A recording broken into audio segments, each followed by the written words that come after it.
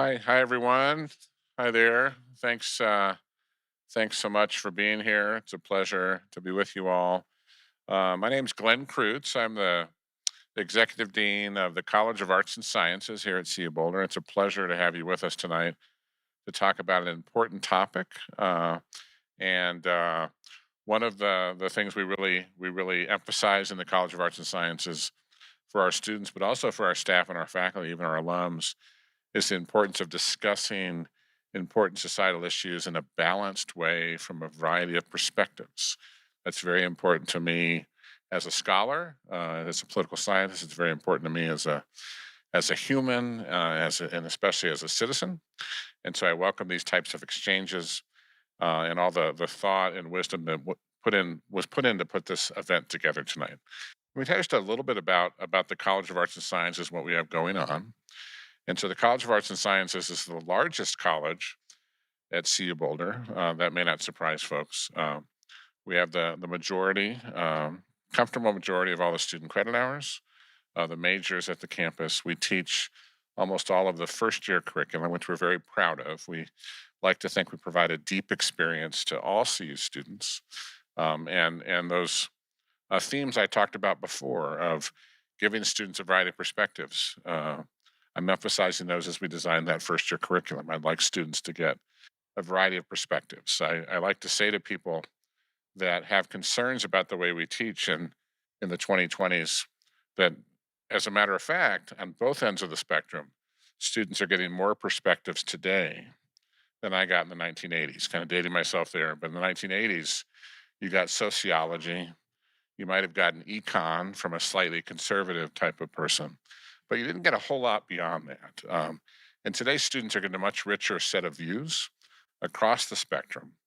Thankfully, and I teach regularly, I'm a dean that teaches. The students that come to us have a variety of perspectives across the spectrum.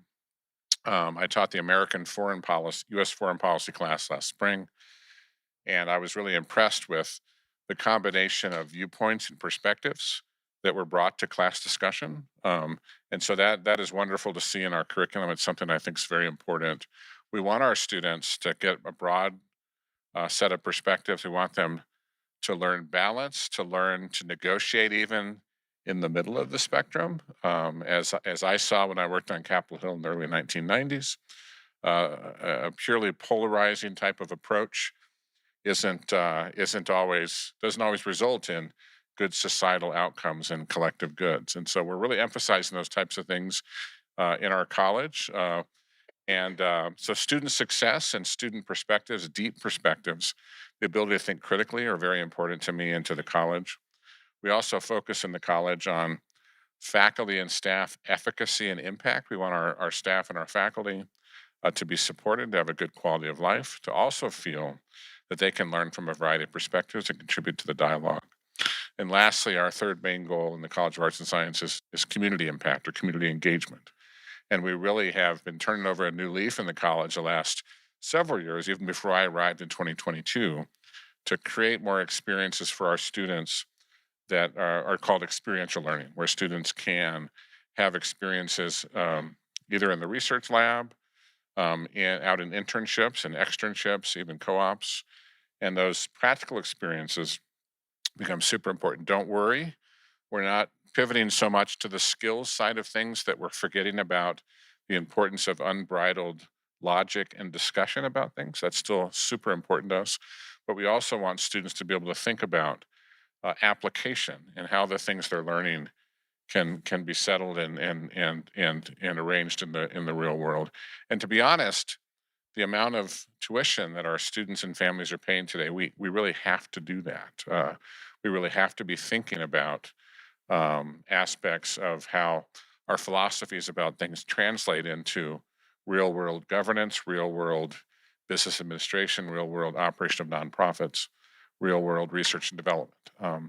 So those are some of our goals and the perspectives that I've been bringing as a dean. Really excited to have you all here to talk about this important topic. And with that, I'm going to introduce Brandon Warmke, who's our visiting scholar in conservative thought this year at the Benson Center. And I'll turn it over now to Brandon. Thanks, everybody.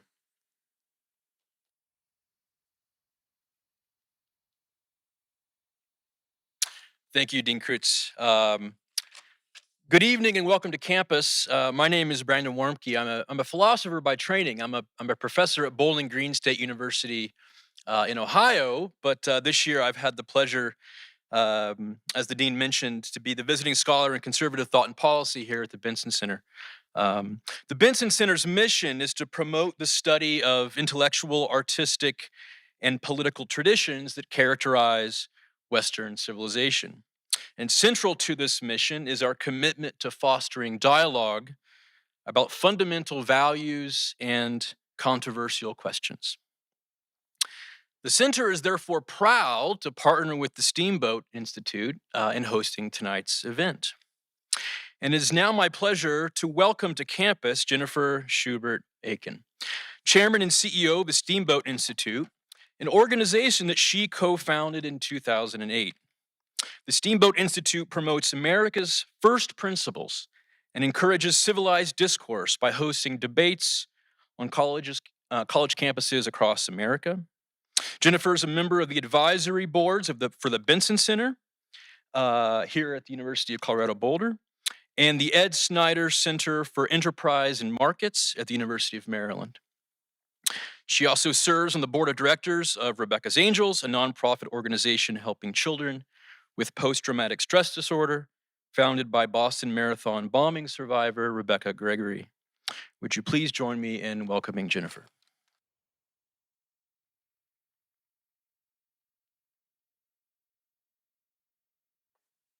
Thanks, Brandon. Thanks, Dean Krutz.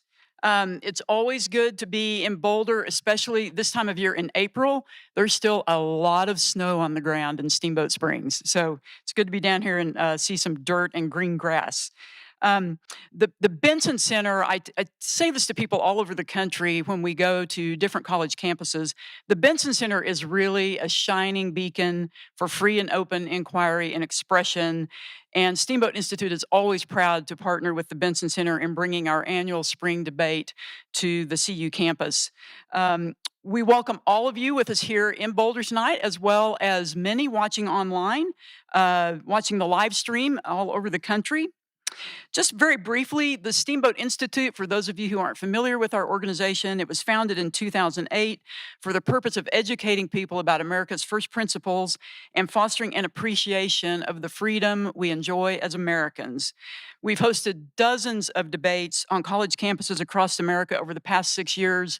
The very first one was at Mackey Auditorium here in Boulder, when I will never forget, we had almost 1,000 people to hear Nigel Farage and Vicente Fox debate nationalism versus globalism. Why do we host debates? Well, it's because we can't maintain our democratic republic without citizens and leaders who are capable of civilized discourse and critical thinking. Tonight's debate is the third of 5 debates that we are hosting on campuses this semester, with a unique debate topic at each location. So back on March 6th, we started our spring debate tour at the University of South Florida in Tampa with a debate on whether public funds should be used for DEI programs in higher ed. On March 21st, we visited the University of Tennessee in Knoxville with a debate on whether the American dream is dying. Now, both of those debates are available on our YouTube channel, so check out Steamboat Institute on YouTube and you can watch those. Then tomorrow night, we're going to drive out to Grand Junction. Glad the weather is looking good.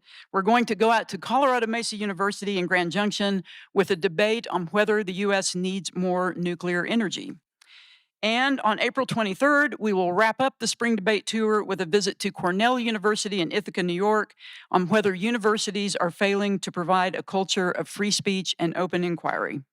You can view this full debate schedule. I believe we've had it up on the screen, the topics and speakers at steamboatinstitute.org. I believe we had some flyers out on the table here tonight. With all of our debates, you can always register to watch live. So if you want to watch the nuclear energy debate tomorrow night, go to our website, sign up. You get a free link to watch it live. Get some friends together, have a debate watch party. But tell your friends, and we'd love to have a lot of people watching these debates. We also have a special opportunity coming up for students and young professionals ages 20 to 29. On August 23rd and 24th, Steamboat Institute will be hosting our 16th annual Freedom Conference at the Beaver Creek Resort near Vail. We have people from all over the country come to the Freedom Conference every year, where you have a chance to meet and mingle one-on-one with our nation's leaders in government, education, media, journalism, entertainment, and more. For our young leaders, we offer scholarships that cover travel, lodging, meals, and the conference registration. So scholarship applications for students, or if you know students or young professionals ages 20 to 29, tell them to go to steamboatinstitute.org. The scholarship application is there right now. We're accepting applications through June 14th. It's really a tremendous opportunity. Registration for the Freedom Conference is open to everyone. Once again, go to steamboatinstitute.org. We're about to start making some very exciting speaker announcements.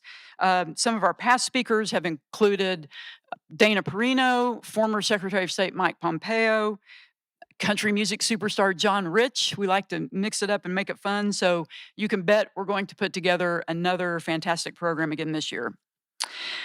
As a nonprofit, nonpartisan organization, Steamboat Institute relies on the support of many generous individuals and foundations to bring programs such as tonight's debate to audiences across the country. I would like to extend a special thank you to the Adolph Coors Foundation for their generous support, which has allowed us to expand the Campus Liberty Tour to more campuses across America. I would also like to thank the Diana Davis Spencer Foundation, the Jack Roth Charitable Foundation, the Anschutz Foundation, the Tina Snyder Foundation, and the Considine Family Foundation. And finally, a very special thank you to Bruce and Marcy Benson for their loyal and generous support, not only of Steamboat Institute, but inspiring and founding the Benson Center and inspiring Steamboat Institute to start the Campus Liberty Tour debates. We give a lot of credit to Bruce and Marcy Benson for that. One of the hot topics being debated nationally is the impact of artificial intelligence on nearly all aspects of our lives, from jobs and education to media, elections, national security, and much more. Tonight's program will examine this issue with a fair and balanced debate on the following resolution. Be it resolved, AI poses a threat to our democracy. It's worth noting that our Facebook and Instagram ads for this debate were rejected until we removed the word threat from the resolution. So hopefully none of you will be terribly offended by the fact that we have the resolution stated as AI poses a threat to our democracy. It will be interesting to see if YouTube allows us to post the video with that title. We wrote an op-ed about this particular problem that's of social media censoring our ads on their platforms. I encourage you to go to townhall.com and read the op-ed that we posted today. We invite all of our audience members to respond with your view on tonight's debate questions. So I think we'll be seeing that up here in just a minute. You can vote with your phones. When you registered, you gave us your cell phone number. That's so we could send you text messages, or you can use the QR code that you saw when you came in. I believe there are cards on the seats. Use the QR code or the text message you received. Please vote in the poll. Those of you watching online can also vote in the poll. So you will be able to see the results as they are changing. So once again, be it resolved, AI poses a threat to our democracy. Agree, disagree, or undecided. Then after the debate is over, we're going to ask for your opinions again. So it's really important that you vote now so we have a baseline, and then we can see if opinions have changed after the debate is over. Now I would like to introduce our speakers. So speakers, why don't you all come up and take your seats, and then I will read an introduction for each of you, and then we will start with opening statements. Okay, arguing the affirmative on tonight's resolution is Katie Pavlich. Katie is the editor for townhall.com and a New York Times best-selling author. As a Fox News contributor, Katie regularly joins special event coverage, serves as a rotating co-host on The Five, as an all-star panelist on Special Report, and often guest hosts the network's primetime programming. As a reporter, Katie regularly covers national elections, the White House, the Department of Justice, Capitol Hill, border security, government weaponization, and much more. Katie has reported on issues from around the globe, including Israel, China, Saudi Arabia, the UK, Ethiopia, Senegal, and more.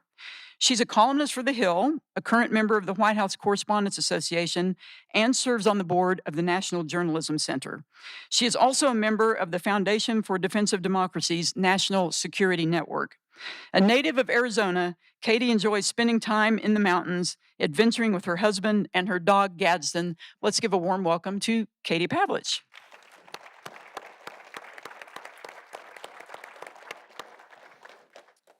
Arguing the negative on tonight's resolution is Brent Orrell. Brent is a senior fellow at the American Enterprise Institute, where he works on job training, workforce development, and criminal justice reform. Specifically, his research focuses on expanding opportunity for all Americans through improved work readiness and job training, and improving the performance of the criminal justice system through rehabilitation and prisoner reentry programs. Before joining AEI, Brent worked in the executive and legislative branches of the U.S. government for over 20 years. He was nominated by President George W. Bush to lead the Employment and Training Administration of the U.S. Department of Labor, and he served as Deputy Assistant Secretary for Policy at the Administration for Children and Families at the U.S. Department of Health and Human Services. He is the editor of Rethinking Reentry, in which he authored the chapter Identity and Agency, a New Approach to Rehabilitation and Reentry. He is also the host of the podcast Hardly Working, and a frequent contributor to the popular press. Brent has been published in Law and Liberty, Real Clear Policy, Real Clear Markets, and The Hill. He has a bachelor's degree from the University of Oregon. Let's give a warm welcome to Brent Orrell.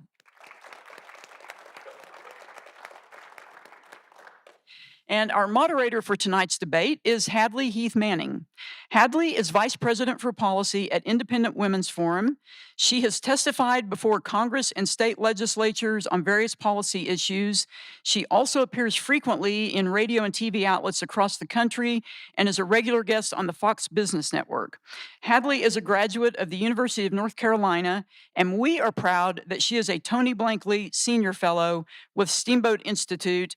Let's give a warm welcome to Hadley and our speakers, and I'm now going to turn it over to Hadley to moderate tonight's debate.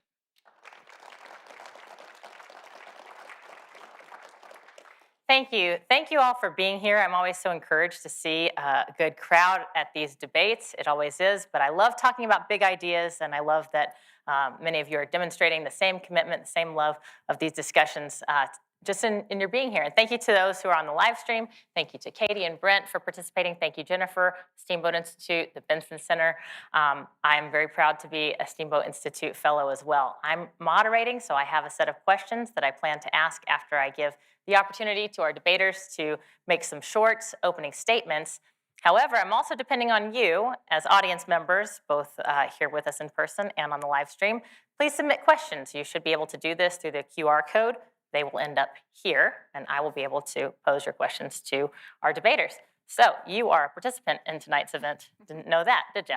Okay, so let's get started with Katie. Katie, ladies first. We're going to hear the affirmative.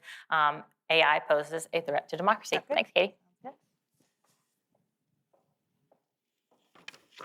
All right, well, first of all, I want to say thank you to the Steamboat Institute and the Benson Center for having us here tonight is this on? Can you hear me? Yes? Okay. For having me. I'm a Flagstaff, Arizona native, so it's very nice to be back in the mountains, back on the West Coast, back in the fresh air, flying out from DC. And it's nice to be back with Hadley, who I've known for, I think, over a decade now, which is kind of crazy to think. And I'm encouraged by the poll numbers to know that there are lots of undecideds here tonight. So we will see at the end if we have stronger opinions about what's happening in the space of AI. So on a recent trip to California, I drove through San Francisco and found miles of billboards all about the development and excitement of AI. There are dozens of startups and established companies touting the new technology as the way for the future. And of course, that is true. This is nothing new. Artificial intelligence is simply an advancement in technology. And much of the technology we already use today in our phones, cars, apps, and much more has a version of AI in it. It's rapidly developing and changing, although maybe too quickly for some of us. These are helpful tools, but like any tool, they can be used inappropriately or to do real harm. So on September 13th of last year, a number of tech CEOs flew to Washington, D.C. for a closed-door meeting with U.S. senators about the potential of AI. And Elon Musk issued a warning. He said, quote, "The consequences of AI going wrong are severe, so we have to be proactive rather than reactive. The question is really one of civilization risk. It's not like one group of humans versus the other. It's like, hey, this is something that's potentially risky for all humans everywhere." He said there's a chance that there's an above zero chance that AI will kill us all, although I think it's low, which is good that he added that part. But he said, if I think there's some chance, I think we should also consider the fragility of human civilization. So for the warning like that coming from a guy who knows something about technology and AI, something to be taken seriously, although maybe exaggerated. People naturally have a number of questions, concerns, and excitement about what this technology will do to the country and to the world in a number of areas. In fact, all areas. The labor market, how we deal with medical treatments, diagnosis, prevention, how we consume information, political campaigns, and much, much more. Can AI be emotionally intelligent or logical, put things into context through nuances? No, at least not for now. Removing an important human-to-human, peer-to-peer aspect of decision-making in AI makes unequal outcomes when it comes to human reason and judgment. So I'm not an AI or technology expert, but I am a journalist, and for years I've been covering how the federal government and big tech companies use and abuse these tools by turning them on the American people and the electorate. That is a threat to our democracy, or more accurately, a threat to our representative republic, and in many cases, a clear violation of civil liberties and our constitutional rights. And the threat in this area is not coming, it's already here. AI is basically something a computer can do on behalf of humans, but better. Algorithms, which are rudimentary versions of AI, algorithms that promote one point of view or the other, mostly in favor of a politically driven, power-hungry purpose, while burying contrary views or opinions, is a threat to our system of governance. It's a threat because it takes away people's voice, a different perspective, when our system is about citizens being heard. It also poses a threat because there is a bureaucratic political agenda behind much of what is being developed, which means the output isn't an even-handed, accurate output, or a full picture of even a factual representation of current historical events. AI is censoring debate, coverage, and discussion of the most important and pressing issues of our time, including COVID, climate change, gender, and more. AI censorship, which we've seen on a range of issues, is a threat because it makes it exponentially harder to hold government, big business, or powerful people accountable for decisions on a broad range of topics that indirectly or directly affect and impact our lives. Local and federal governments at every level plan to embrace AI. But what does that mean for their constituents? And what kind of power does that give them without accountability? So be it resolved, AI in the current way it is being used is a threat to our republic and democracy. Thank you.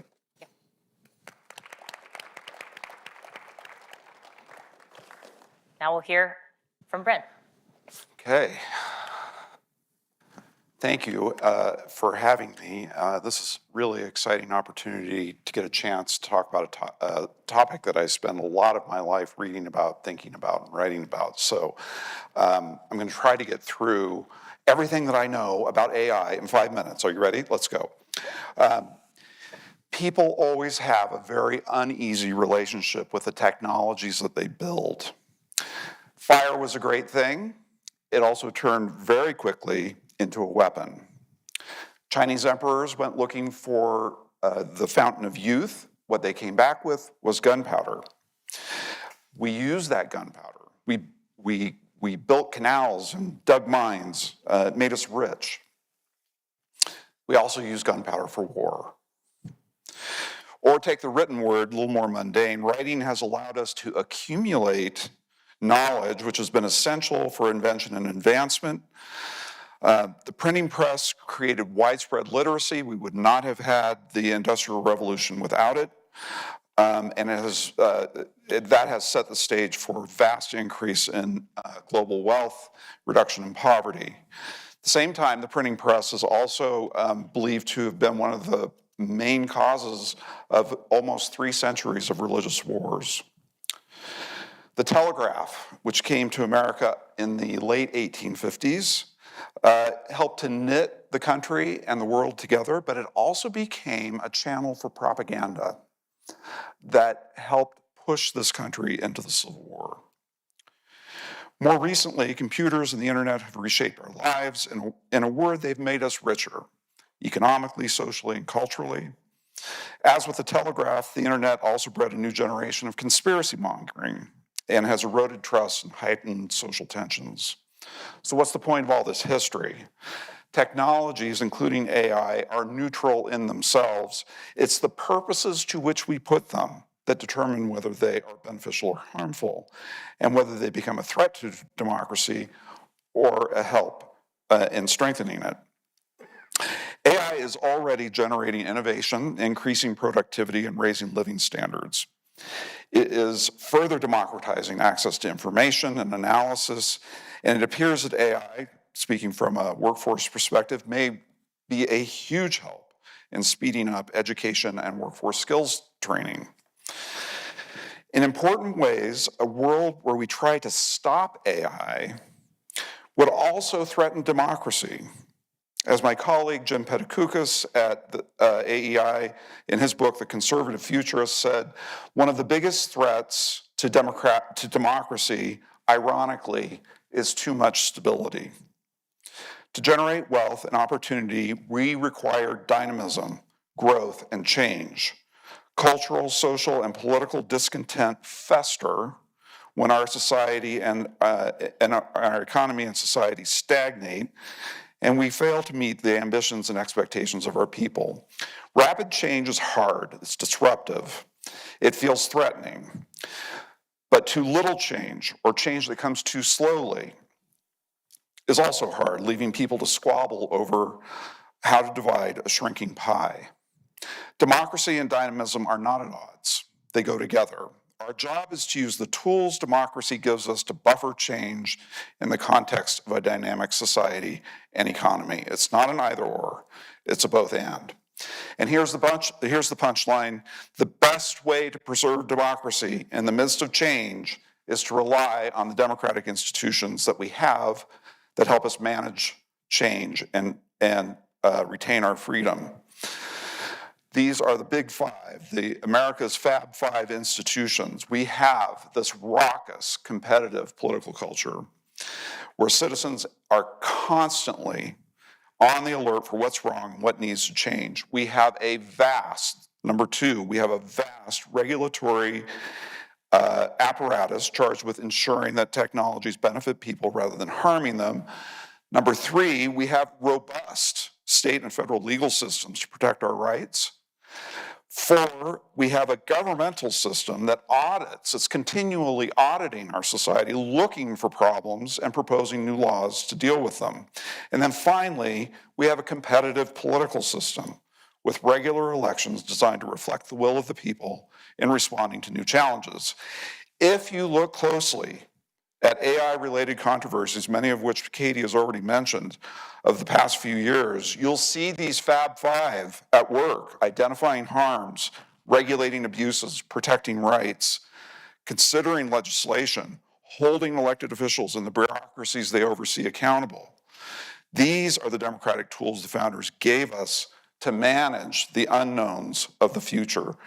Let's use them practically and wisely with AI.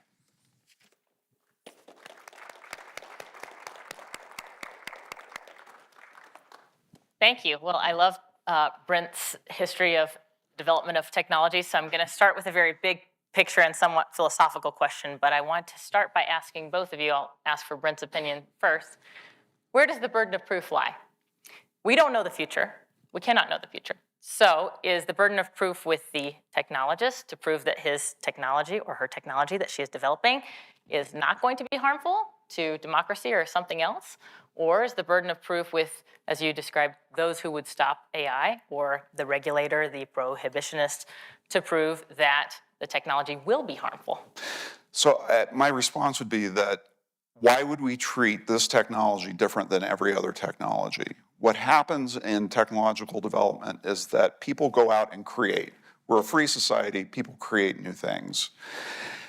Then we have a whole set of systems currently in place to test. In the case of medical technology, you can't take it to market unless you prove that it's proven that it's safe. But what we typically do is in other areas is that we wait for harm to occur, and then we've got courts, and we've got Congress, and we've got the Supreme Court, and we've got elections that help us settle those controversies that we can't, that the existing system, existing laws can't. So the burden of proof, in my view, is always on the government to say a harm has been identified. We've either got laws that will deal with that harm or not. And then if we don't have laws to deal with that harm, that's when Congress steps in, or a state legislature steps in, or a local jurisdiction steps in to create law to mitigate the harm.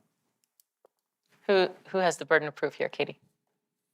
Well, I think that because we live in a capitalist society, it's beneficial, and companies know this, to provide a product that is safe initially, because if they want to get to the next step of producing a second product or not going broke, then they will produce the safest product possible without having to go through overburdensome government like regulation, because it's for the sake of their credibility and wanting to sell something to the public. Interestingly, we just saw this happen with Google AI with their new Gemini system, which is basically their version of ChatGPT, but in a different way, and they pushed it out before they say it was ready. I have some other opinions about what actually happened behind the scenes about why it pushed out the results. But when you asked it to give you a photo of George Washington, they produced a black George Washington as if that were a factual representation. They also did this for the Pope. They did this for the Swedish women's gymnastics team.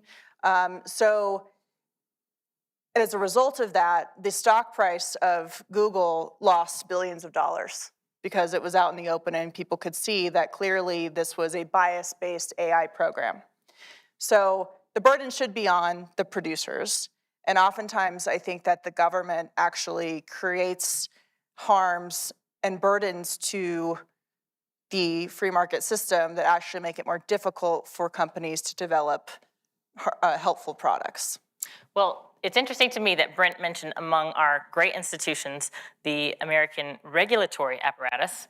And so the question that came to mind when Brent mentioned this is, how do you think they're doing? How do you think our current regulators, our current regulatory apparatus is doing in terms of limiting harms and ensuring that things are only helpful?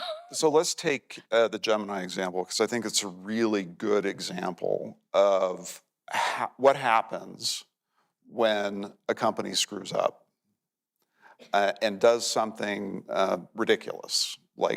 Okay, so when those images came out, there was, I pity the people at Google, I really do. The avalanche of criticism that they received, they had to pull it back, they're reworking it, oh my gosh, we're so sorry, blah, blah, blah, blah. So that's the first line of defense, right? These are like these pillars that I was talking about. These are like filters in our democratic system. The first filter is the public response. And Google having to back up and say, yep, we screwed up, we're sorry, we're gonna fix it. So in many ways, with something like AI, the market, I agree with Katie, the market incentives to not screw up are so strong that is a huge that's a huge regulatory thing in and of itself. So hopefully, in many ways, we can rely on that. That's the first line of defense. How are the institutions doing? I wrote a piece 6 months ago about what a disaster our federal agencies are when it comes to regulating AI, mainly because they just don't have the talent. They do not have the expertise to regulate this. It's going to be a huge challenge moving forward to build up the capacity of our regulatory and oversight institutions to be able to even talk coherently to the tech companies about what they're doing. Yeah, a few things. I don't think that the Gemini screw up would have been as prominent if it hadn't been for the years of censorship and the whole Elon Musk buying Twitter for the sake of free speech and the information we have now about the Twitter files and the way the federal government is working with big tech and as a surrogate to subvert First Amendment rights of Americans. I'm not sure the blowback would have been as much if it hadn't been this cascading of what we know the government has been doing. In terms of the federal regulation and Congress's role, it's difficult when you have senators trying to berate tech CEOs and not knowing which platform they actually work for. So they'll be yelling at Mark Zuckerberg about Twitter when Mark Zuckerberg owns Facebook. Mm-hmm. So I think that's a good example of the lack of talent issue when it comes to this regulation. But from my perspective, I think that there needs to be regulation from Congress on the way government is allowed to use AI. And AEI. And AEI as well. They don't want to use AI. They should use your papers, but not regulate you. There needs to be significant pushback from Congress to rein in these federal agencies who have been sued for violating the rights of Americans by using algorithms and destructive censorship methods behind the scenes without people knowing about it. They need to be reined in the sense that Congress needs to pass laws against the government abusing its citizenry by limiting its civil liberties through the internet.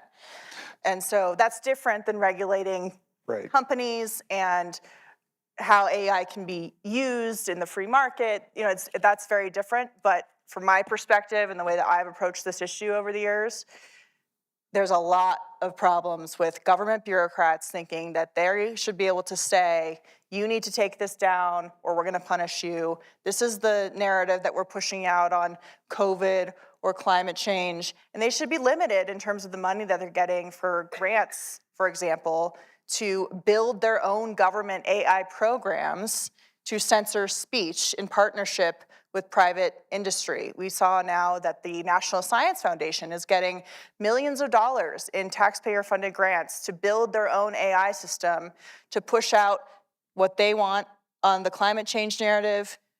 This also happened during the COVID narrative. They wanted to push out about vaccines and how really contagious the disease was. And they're using our money to do that. And the emails that have come out between the people who received the grants shows them talking about building an AI system based on algorithms that will be in the back end so that the censorship conversation on the front end doesn't have to happen.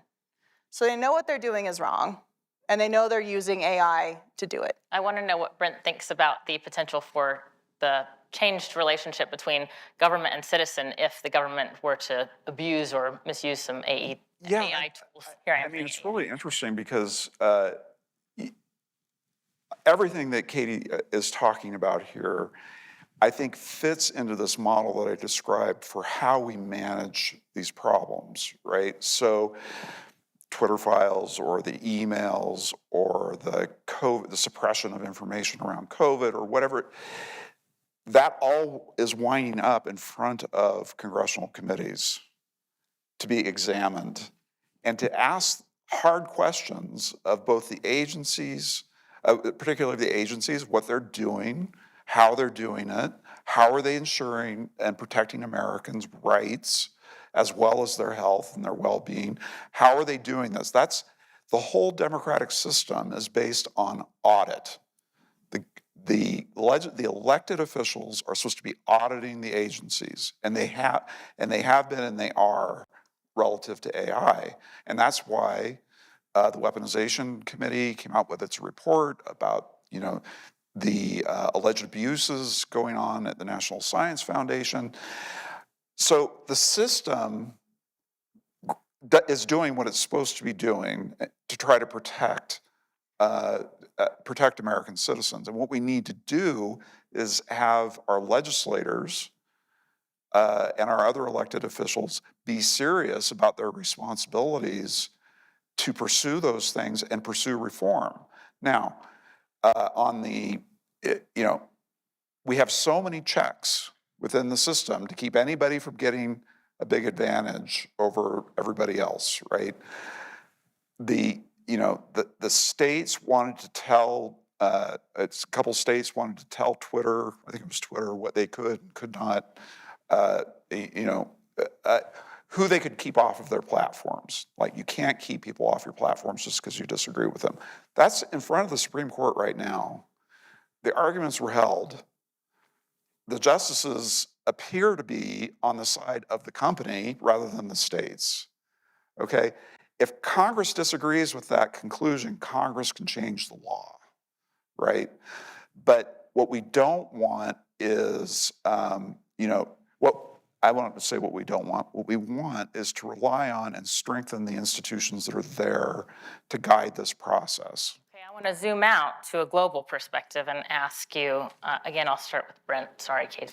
But I want to know Brent's perspective on regulation and how some of our peer countries are handling this, or if you think that there's a risk that we could overregulate on AI. It is so on tricky. AI to the point where we put ourselves at a comparative disadvantage with some, I can imagine a technocratic regime where maybe they're a little less concerned about checks and balances, or they're a little less concerned about individual freedom, really diving in headstrong on the development of some AI technologies to the disadvantage of the United States, to the point where it becomes a national security issue, or a weapon that could be used against us. And that certainly has implications for democracy or democracies. Well, I think the good news is that America remains the leader, preeminent leader on artificial intelligence and just about everything else in the world. People, the smartest minds, the capital, everything is flowing to the United States right now around AI. And that's because we have a relatively lighter regulatory touch when it comes to regulating AI. China cannot afford to have the kind of free development of the technology that we permit here, because it's a threat to the Chinese Communist Party. They can't allow it. Europe has a fixation on something called the precautionary principle, that we're going to try to anticipate ahead of time all of the possible harms and regulate toward those possible harms. Consequently, Europe doesn't have a single major AI company. They are all here. It's our companies, our universities. We're the ones who are leading on this. We are going to be the dominant AI power, and we need to be, because frankly, I think we're the only people who can be trusted with it. Katie, how do you respond? So I think it depends on the country, obviously, given the different type of governance. But this actually just played out in Scotland, where the government is now passing legislation that's related to online discourse, which is, of course, AI, because of the algorithms that are used. And it's interesting to watch Europe in the sense that their legislation and the way they've approached this is to regulate what citizens are allowed to say on the internet to each other.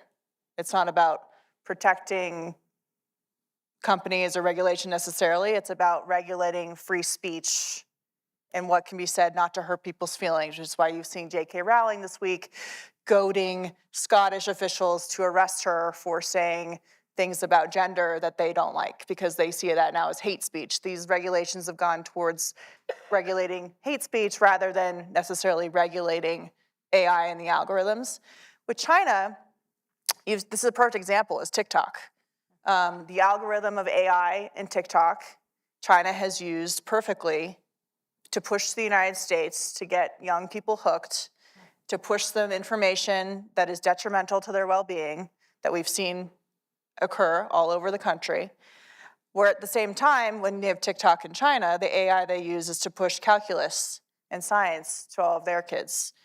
So that's why you're now seeing in the regulation space, the United States considering banning that because it is a national security threat in terms of all of the data that they collect, and also just the impact it is having from afar on the ethos and the country and an entire generation of young people who are being indoctrinated essentially by a foreign country through, garbage content that is melting their brains and making them feel really bad about themselves.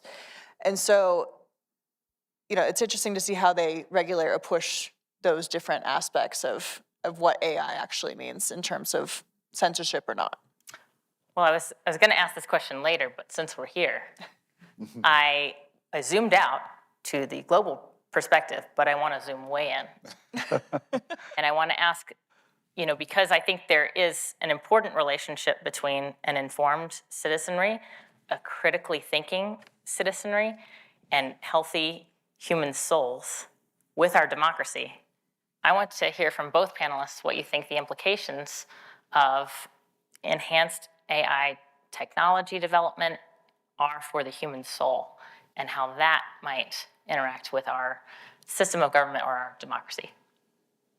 Katie, why don't you go first on the soul question? Since you called TikTok a mind-melting machine. Yes, it is a mind-melting disease. Again, I think culturally it depends, but I'll just go to Japan, for example, since we're going to talk about the global aspect of this. Japan has a very serious population crisis, and they are now advocating that young men have AI girlfriends that are holographs that show up and live with them in their homes. And they also have AI technology where they have fake hands that they hold walking down the street. And so it's this weird utopia where they think everything's perfect. They get to have a perfect dystopia. Yeah. Utopia. They say it's a utopia, but it's a dystopia of this perfect girlfriend who has the perfect whatever they think they want. But the reality is it means nothing. It's soulless. It's godless. It really is so lonely, which is what you're seeing in the data of the suicide rates there. And you're seeing here in America with young people, their inability to interact with each other, their inability to interact with adults, their inability to go do things outside of their phone. Mental health, especially of young women, is lower than we've ever seen it as a result of this kind of technology. So for now, I'm not a big fan, but I will be hopeful and think that there can be better days ahead in the mental health space of AI. Brent, is AI good for democracy and good for our economy, but bad for our souls?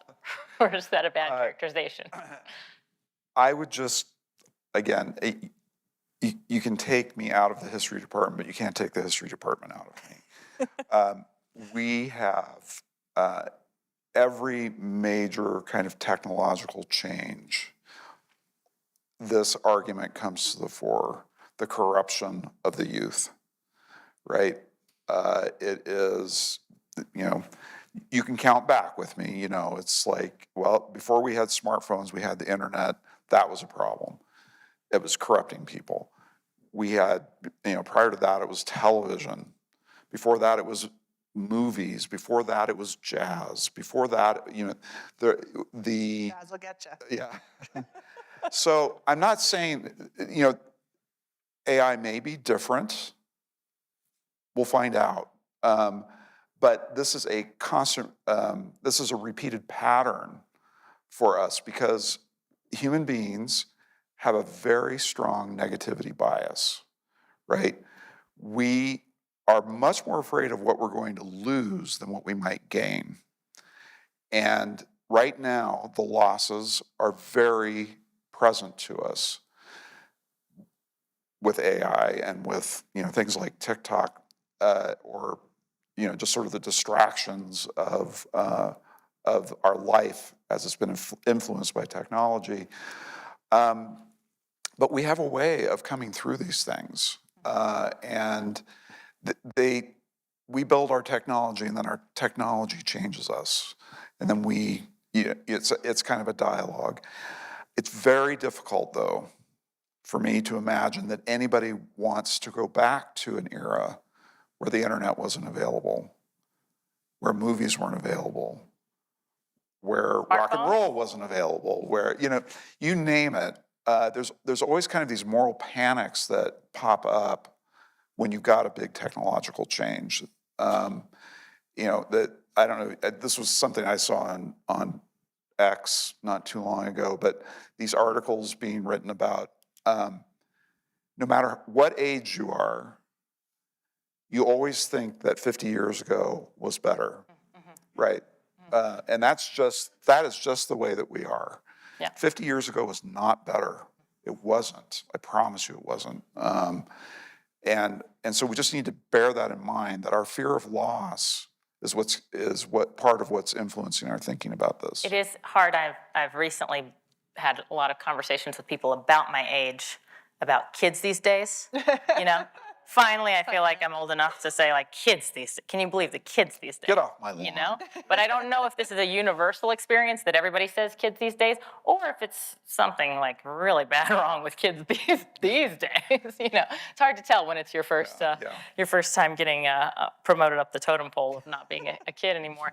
But I do want to zero in on the question about the informed citizenry and the information piece, right? Because we know in any system of government that allows for citizen input through voting in a republic like we have, if we can keep it, then the information that citizens have will inform how they vote and how they participate in that system of government. So who controls information has a great deal of political power as well. And when I was explaining this topic earlier, I said, some people think that when AI is more involved with managing what information we get, that we might get biased information. And as soon as it came out of my mouth, I thought, well, maybe we already have that to a degree. So I'm curious to hear from both of you about the way that AI could direct people towards certain information or even misinformation. Misinformation is such a buzzword. Steamboat Institute's got to quit posting things that are, gonna get us censored. But if AI or if whoever holds the keys to AI can determine what kind of information or advice or arguments people are exposed to, does that not necessarily have an effect on our democracy? And since I'm posing this sort of as a challenging question, I'll go to Brent first. So AI, this is really kind of difficult sometimes to get our minds around, but AI is us, right? It is, these models are being trained on the corpus of everything that every human being has ever written or said or in some way communicated is going into these models. It's us, right? Now, because it's us, it does really weird things, right?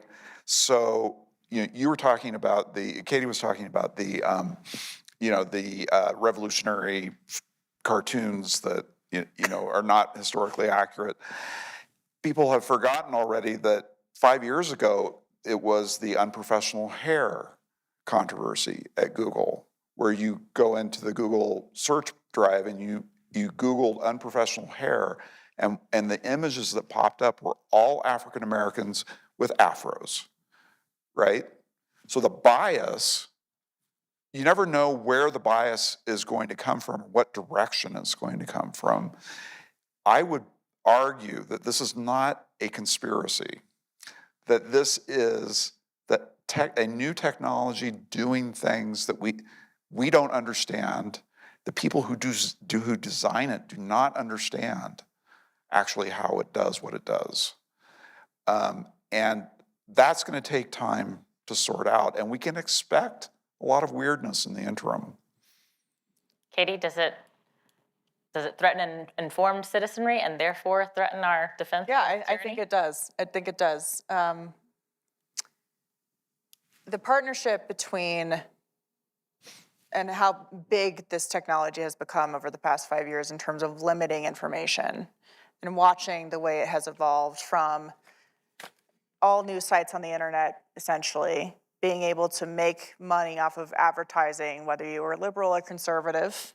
So you can have access to all of these different sites and people are making money in the same sense, in the same platform.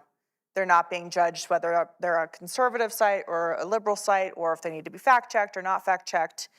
But now, over the course of the past, I would say 2 or 3 years, you've seen these big AI companies on behalf of a political ideology that believes strongly in hate speech or that certain words are threatening, and then they use their activists to go to advertisers to say, well, we don't want certain words on our advertising. So, for example, climate change.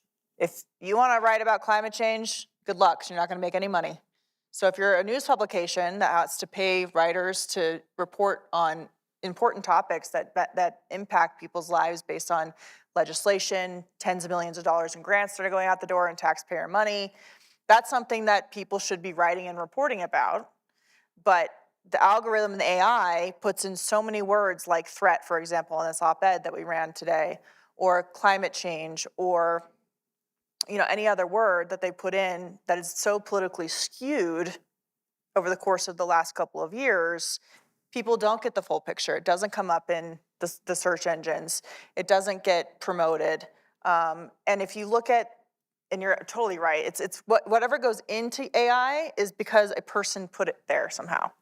But when you look at the political makeup of the people working in Silicon Valley, and then that AI is being promoted in newsrooms out of Washington, D.C. There was a big story today.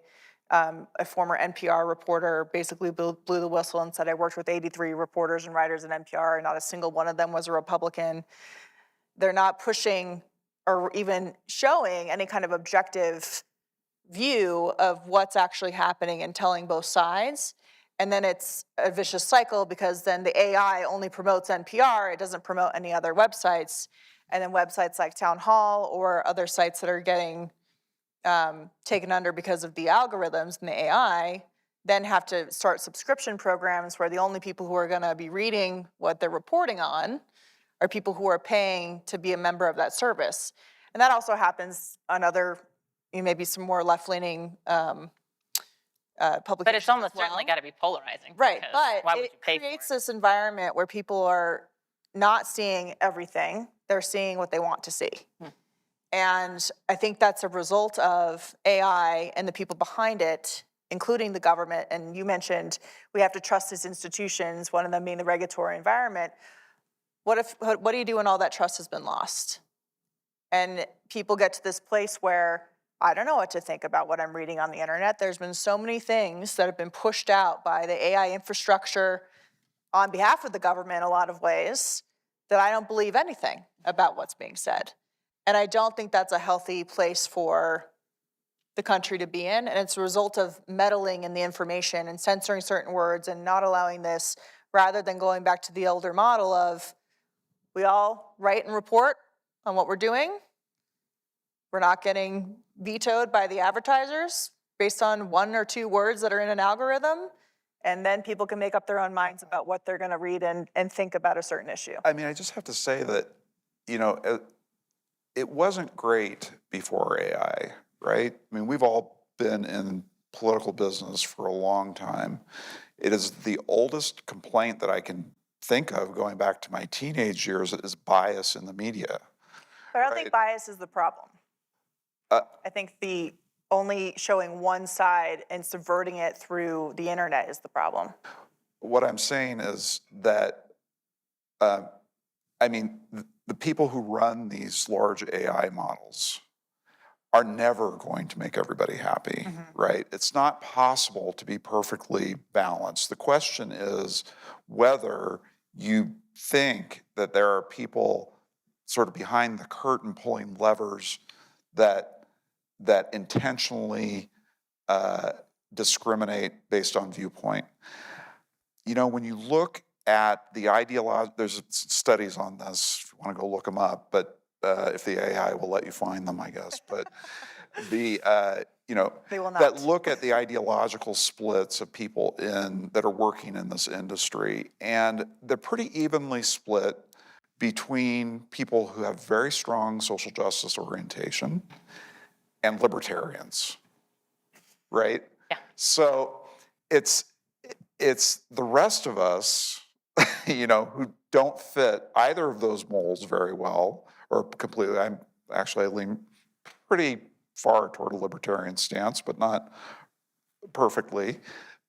And so our view, you know, what we regard as individuals as being a balanced viewpoint could be to somebody else absolutely absurd. And that came up yesterday in our discussion with Mandy on the radio program. It's like, I'm just getting inundated with people complaining. I'm just like, yeah, you are. Yeah. You're at the narrow end of the funnel. Everybody who's got a complaint is coming through you, right? So I think that some of this there's a distorting effect that goes on based on the priors that you bring to what the AI is putting out. Oh, that's outrageous. That's so. I want to share one example and get your perspective on it, Brent, and then I'm going to audience questions because there's a number of these that are really great questions. So I hope we have a time to get to all of them. But in terms of an example, and I have to thank Tim Carney for this example. Do you know what I'm going to say? I don't know. Okay, well, Tim Carney is a colleague of Brent's at AEI. He asked, or he retweeted someone else asking, I think it was Gemini, one of the AI platforms, give me the arguments for having 0 children, and got a nice long essay filled with answers about the environment and how much money you'll save and how much freedom you'll have. And then he put in a different prompt. Tell me the arguments for having 4 or more children. And the platform came back and said, I can't do that. So I'm not going to be favored in the future where the AI overlords are against our decisions. My decision to have Social credit score, just my social credit score is really in the toilet. But I'm curious what you think about examples like that, because that seems to me to indicate that there is somebody behind the curtain. Some human had to tell the machine not to give an answer, right? Right. So you can ask an AI to give you just about anything, right? I would be surprised. I haven't read the article and I haven't talked to Tim about this. I'll make a point of doing that.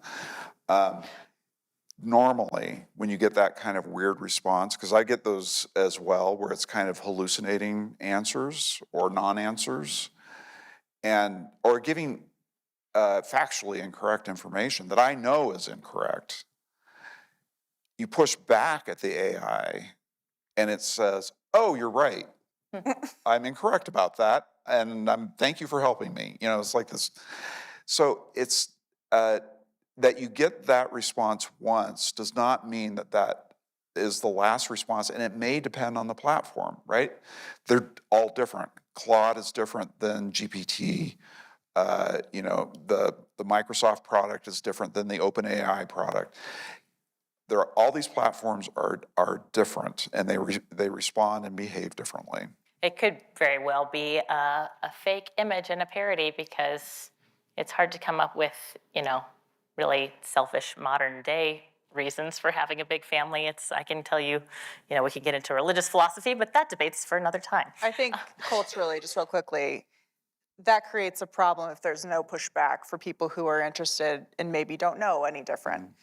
Again, going back to my issue with the AI, is government building AI systems like that for their own powerful purposes, and how that will be used against the citizenry.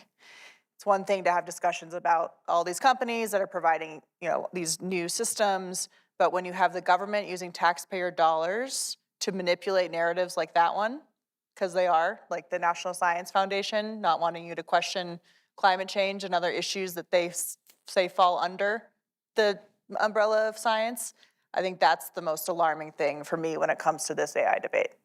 Okay, I'm going to move to some audience questions. These are really great questions. The first question I want to ask, I presume is directed towards you, Katie. Will we become Luddites? Will we become Luddites? What's a Luddite? A person opposed to technological process or maybe. desiring to live in a simpler time, with fewer tools and fewer. To Brent's credit, there's a lot of people who get online and think that living off the grid is for them. And I see a lot of, I grew up on 5 acres, we had a wood burning stove, grew up hunting in the outdoors, and I guarantee you, like 99% of the people I see saying that would last 2 minutes in the world of off-the-grid living. So life is better now than it was. But I do think that there is oftentimes a reversal of people saying, okay, I'm gonna do less of this. It's not making me feel good, I don't like this, I wanna do something else. I mean, I do think that sometimes there is a transitioning away from something that seems so new and that is causing problems. Yeah, the Luddites were people who actually went and destroyed the looms during the Industrial Revolution when we were moving from hand looms to steam-driven looms, and so they were, they were threatened by those. They went and of course they lost that battle, and I think that's generally true of technological change. If you dig in against it rather than trying to figure out how to work with it, you're going to lose because the technology is going to generate so much opportunity, so much wealth, so much human well-being. I mean, we're talking about all the downsides now. We haven't really talked about the upside of AI and the amazing things that it can do to make our lives better. Just for the sake of fairness, Doctrine, I want to give Brent a few minutes to talk about these upsides, because you mentioned in your opening remarks that there are potential upsides in terms of productivity and prosperity, and that relates to national security as well. If we want to remain a world superpower, then we need to keep our economic engine growing. And so talk a little bit about that, and then I'll return to another audience question. So the estimates are all over the place, right? Goldman Sachs, no, I'm sorry, it was McKinsey. They've got a great group that looks at this stuff, and the economic estimates saying AI could add basically the value of the entire United States economy to the world economy over the next 15 years. Having that much more wealth in the world would help us solve an enormous number of problems, big problems. Shifting away from fossil fuels, getting to a carbon-free electrical grid, all of the medical innovations, these amazing things like tailored chemotherapy, where they take the cancer cell out of your body, and they bombard it with a bunch of different kinds of chemicals to figure out which one will kill it, and then they treat just with that. Now that would be an enormous boon to us. That's all the product of AI, because AI speeds up the innovation loop. It's going to allow us to make huge leaps forward that we haven't really enjoyed. In addition to adding to our productivity and all of that, the potential here is for good is enormous. So when we think about all the problems, we can see those problems. And it's very hard for us to keep in mind that there is an enormous amount of benefit out there to be captured. And if we regulate this the wrong way, we're going to lose some of that benefit. Here's a question that might relate to some of what you just said. Does the high and ever-increasing cost of AI development limit the amount of open source development, which would lead to a concentration of an obscenely powerful new tool in the hands of a few large companies? Is this inherently anti-democratic? So I guess it's a two-part question. Do you foresee this as the future, that this would be concentrated in the hands of a few? And is that inherently anti-democratic? Yeah, I mean, it's anti-competitive for sure. And that's why we have antitrust laws. And we have a Justice Department responsible for enforcing antitrust, and they are enforcing antitrust against the tech companies. So again, we have mechanisms that are there that have already anticipated the general problem of trust building. and antitrust laws that are targeted at responding to that. So we've got a lot of, like I keep saying, we've got a lot of this stuff already in place to help us navigate this. There are going to be new things that we have to regulate, and we've also got the tools that we need to do that. I have another question for Brent from the audience. You seem to claim that all technologies are created equal in development and potential use for good versus bad. This is not the case. Nuclear bombs come to mind, and certain types of genetic testing have been banned for decades due to the high potential for harm.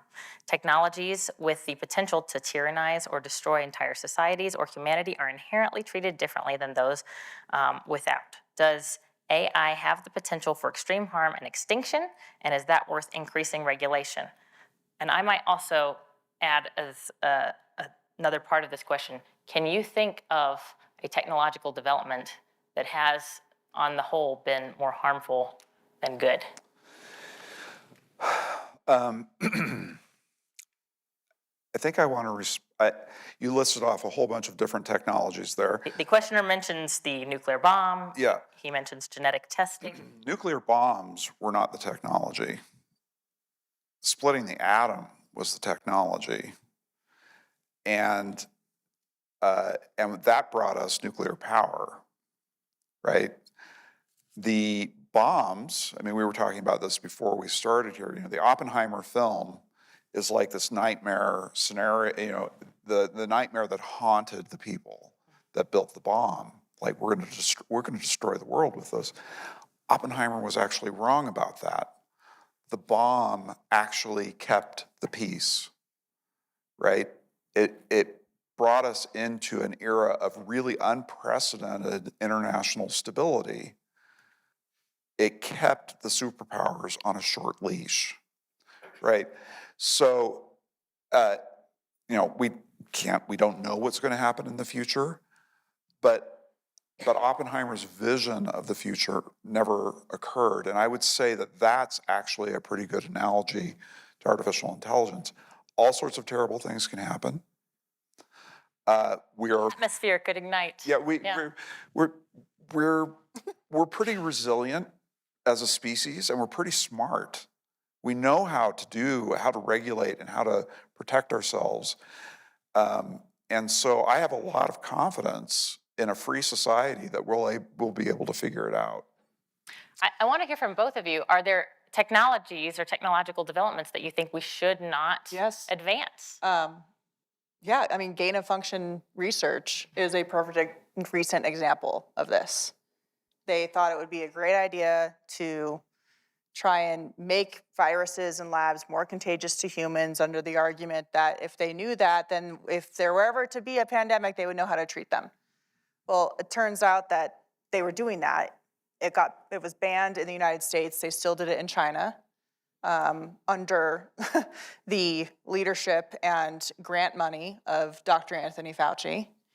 And now there's 10 million people who are dead as a result, and economies that got turned upside down, generations of kids who were out of school. And I think that the country has changed forever in terms of the way that they think that the government should behave in an emergency and the kind of power the federal government was given during that period of time. So the question is always, does the harm outweigh the good, or does the good outweigh the harm? And with AI, there's so many different categories of AI, whether it's medical, research, censorship online, GPS technology, satellite technology, weaponry technology. I mean, it's in everything. It's a category that's essentially endless because it's just new technology that's evolving. So it's hard to know in these new spaces whether the harm outweighs the good, but there are certainly things that have been used in the past or currently used that are certainly risky to human development. Yeah, I mean, I think the one that I would, now that I've had a chance to think about it, the one that has given me one of the ones that's given me greatest pause is gene editing. Mm-hmm. I think that is really problematic.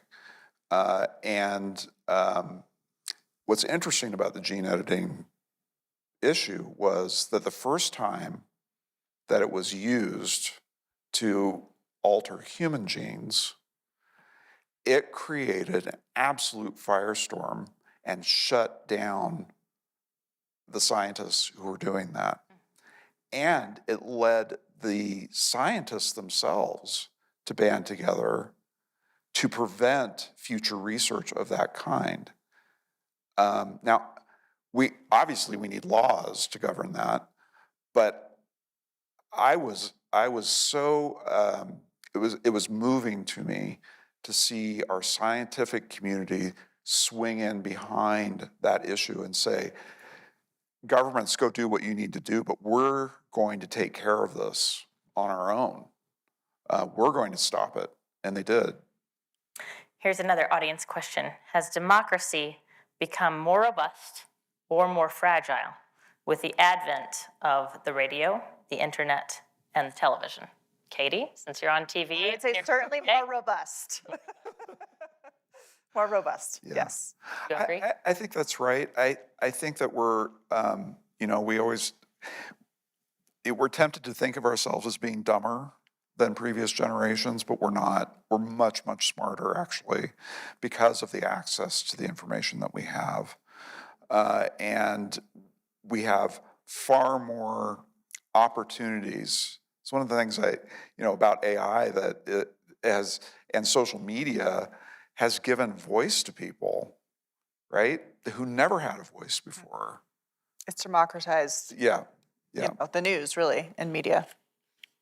All right, here's another question. How should we respond, how should our government respond to malicious use of AI by foreign governments? I think we covered this a little bit with the TikTok example. Well, that's a very live debate right now, actually. It is. I find it interesting that the argument for people saying that we should not ban TikTok in America is because it's a free speech issue. But it's a foreign company that is only being asked to change ownership so that it can still exist in the United States as a social platform. And I do think that the United States government, especially the executive branch and of course Congress, has an obligation to protect its citizenry from foreign adversaries who don't have the best interest in mind, especially when it comes to an app that hundreds of millions of people are using. So on the military space, obviously, we are far behind, I would say, in the United States when it comes to getting ahead on a lot of these AI issues. We're still number one, but there are people catching up. And then just implementing the AI in a number of our systems. I mean, we're still using millions of dollars worth of missile defense to shoot down $50 drones in the Red Sea. That seems like we should come up with some AI technology to try and combat that at a faster pace. So it's a new frontier for sure. And the government has to be able to use it in a way to protect its citizens, but not to infringe on its citizens. Yeah, I mean, I think it's really interesting. First of all, AI is inevitable. The development of this technology is inevitable. It's going to happen. We're going to be living with it. I think that we are adapting to that reality. We have been adapting to that reality for almost a decade now of the interference, people attempting to use this technology to interfere with democratic processes. I think we're getting better at, as individuals and as a country, at being able to identify when that's happening.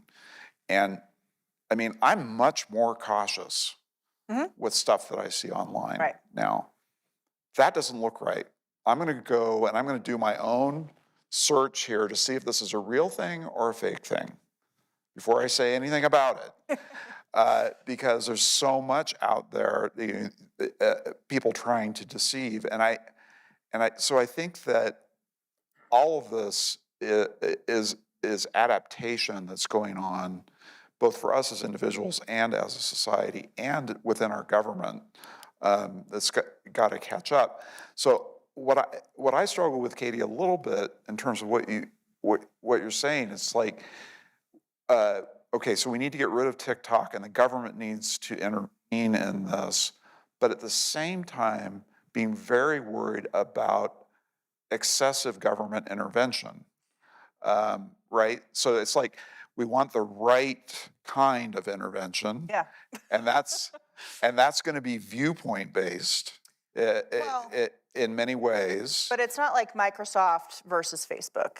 It's ByteDance, which is a Chinese Communist Party owned company and a foreign company Right. with adversarial purposes trying to influence the United States in every aspect on the internet. And that's different than regulating Facebook or Yeah. regulating Twitter or regulating Instagram. Alphabet or I mean, but should Twitter be regulated? That's I don't think so. I mean, I think we have some regulations through, Section 230 and all, certain regulations, but I'm not sure that it needs to be regulated by the federal government in the same way as a foreign adversary. Yeah, I think we agree on that. Yeah. I mean, foreign adversaries are a separate category. Correct, yes. This is a national defense issue. Right. Internally, we need to be able to, and this is the issue in front of the Supreme Court, can the government ever talk to social media platforms about what their content is? And what the court said was, yeah, because those conversations always happen between government and media, right? I mean, I've worked for 20 years in the Senate and the House and federal bureaucracy. If the Washington Post got a story wrong, yeah, we got on the phone and we told them that they were wrong and we wanted a correction. Now, they didn't do it, but we did, that's normal. And that's kind of what the justices were saying about in the arguments about this is like, this happens all the time, But there's a difference between calling a reporter and asking for a correction or an update or a difference in a story and demanding information that is contrary to a government narrative be taken down. So that was the argument in front of the justices. Because I mean, we have these instances of like the CDC and the White House press team demanding that people at Twitter take down posts that were irrelevant to, like they weren't in a story, there was just someone's opinion posting on Twitter, including doctors who had differing opinions to Anthony Fauci, for example, and them asking Twitter to take them down because they were harmful language or harmful to the narrative that the White House was trying to push. Or the CDC was saying, that's wrong, that's inaccurate information. But then the emails come out showing that the CDC knew it wasn't inaccurate, but they had to maintain their narrative, so they were asking for it to be taken down. So I think that's much different than a press team or a legislative team trying to get the story correct. Well, in a publication. It's different, but that was what the justices were focused on. And what they were saying was, there's no way, given the fact pattern that we've got here, that we can craft a Supreme Court precedent that would adequately regulate this. And so if we want it regulated, Congress is going to have to do something. And that goes back to my initial point, which is that we have the institutions. We got to get the right institutions working on the right problems. Yeah. So. Well, speaking of going back to our initial points, we're going to go back to the podium and give our closing remarks. And Brent, you get to lead us off this time. Okay. Okay. 5 minutes to finish the Covered a AI lot of argument. ground. Yeah, so I will be very brief. I will not take 5 minutes. AI is here. It's been with us for quite a while now. We talk about AI and it's still like, do you like your GPS? Yeah, I really like that. Oh, that's AI. AI is gradually being embedded into our lives all the time. And we actually seem to like it a lot. It's not frightening. It's not hurting us, or at least we don't perceive that it's hurting us. It's helping us. It's inevitable. This trend is going to continue. So the question is, as the question always is in a democratic society, How can we use our institutions to manage that change? How do we do the best that we can? We're never going to get to perfect. We can forget about that. But we can do better. And we can fine-tune our institutions, push our members of Congress, push our senators to take these issues seriously and to regulate on our behalf. We're never going to get an AI system that satisfies our personal desires in terms of the types of opinions that get highlighted or not highlighted. What we can push for is a level playing field. And that's why we have Congress, that's why we have the courts, that's why we have federal agencies, that's why we have elections. And I am confident that America can figure out how to do this. Okay.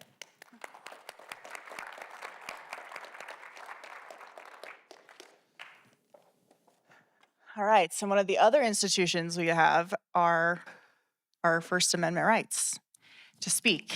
And on the last topic that we actually discussed, I want to quote from the lawsuit that was filed against the federal government and the judge who is overseeing it and pushed it to the Supreme Court. He said, quote, "The present case arguably involves the most massive attack against free speech in United States history, and their attempts to suppress alleged disinformation.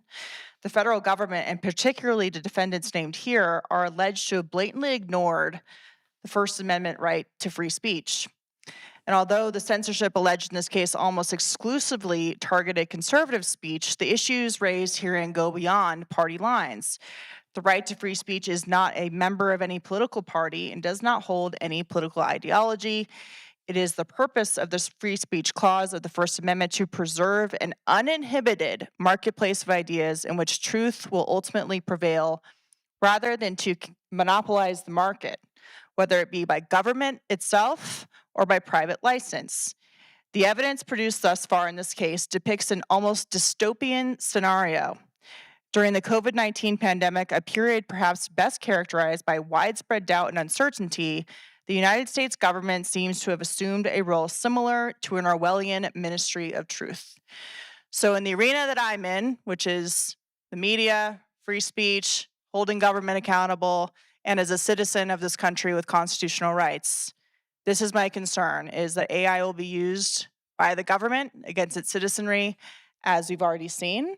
And Congress and the institutions that we can still trust have an obligation to pass legislation and regulation that protects us from our government in that way. So thank you all for being here. Thank you.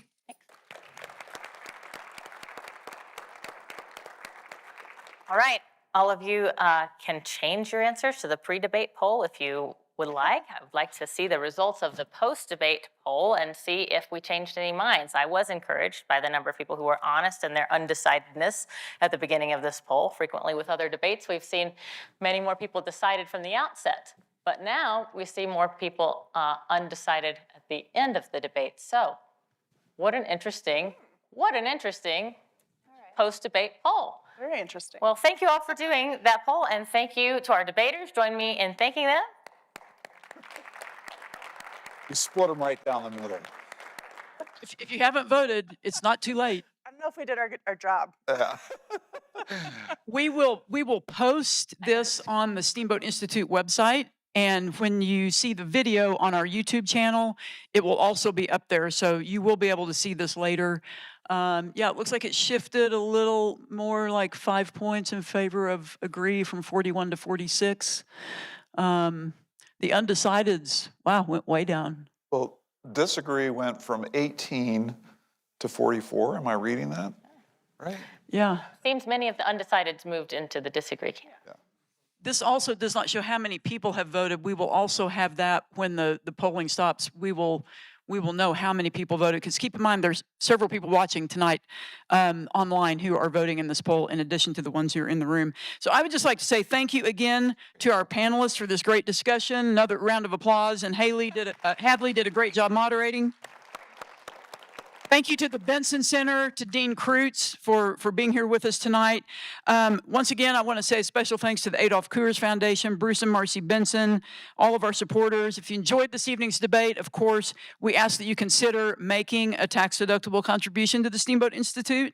This allows us to host more of these debates on campuses across America. Please go to steamboatinstitute.org. You can always participate virtually in these. If you're interested in nuclear energy, watch tomorrow night's debate. It starts at 5:30 Mountain Daylight Time out in Grand Junction. This debate tonight will be available on our YouTube channel within just a few days, so you will be able to see the whole thing. For those of you who watched online, thank you for tuning in. For those of you in person tonight, we're going to have some refreshments out here, and you have a chance to visit with our speakers. So stick around. And once again, thank you to the Benson Center. Thank you to CU for having us. And thank you to all of you for joining us. Have a good evening. Thank you, Hedley.